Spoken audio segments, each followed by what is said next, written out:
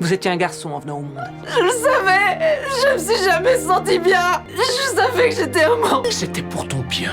Je m'appelais comment? Ça n'a pas d'importance. On ne peut plus revenir en arrière. Je m'appelais comment? Vous vous appeliez Luc. Tout cela trouve son origine dans une erreur des parents. Lucas et Logan sont à l'origine des jumeaux monozygotes. Mais les parents ont insisté pour faire circoncire les deux nourrissons. L'échec de l'opération a causé une grave blessure génitale à Lucas. Sur conseil du médecin, les parents décident de l'élever en tant que fille. Au fil de sa croissance, Lucas se rend compte qu'il n'est attiré que par les filles. Sa mère le surprend en train d'embrasser sa petite amie. Elle augmente alors massivement les doses d'estrogènes administrées à Lucas. Son apparence féminine attire les harcèlements d'un pédophile. Lucas pousse involontairement l'homme du haut d'un étage. L'enquête policière révèle que les deux frères consultent régulièrement un psychologue. Les parents expliquent agir ainsi pour que Lucas devienne une femme sans difficulté. Logan accuse les séances de psychothérapie d'être la cause des troubles psychiques de son frère. Le psychologue Blair contraignait en réalité les deux garçons à visionner des films d'éducation sexuelle et les obligeait à reproduire des actes sexuels par simulation. Le docteur Blair nous a convaincus que c'était le seul espoir pour notre enfant d'avoir une vie normale. Il nous a trouvé le plus grand chirurgien pour faire l'opération.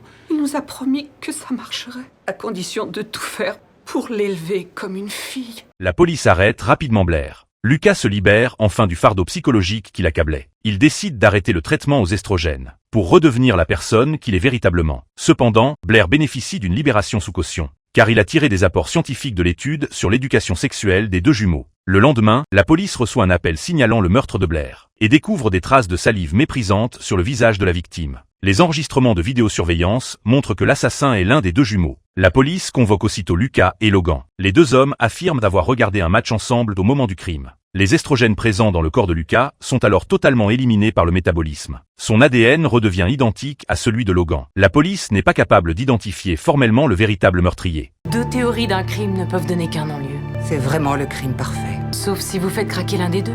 On n'y arrivera pas. Ils sont bien trop proches.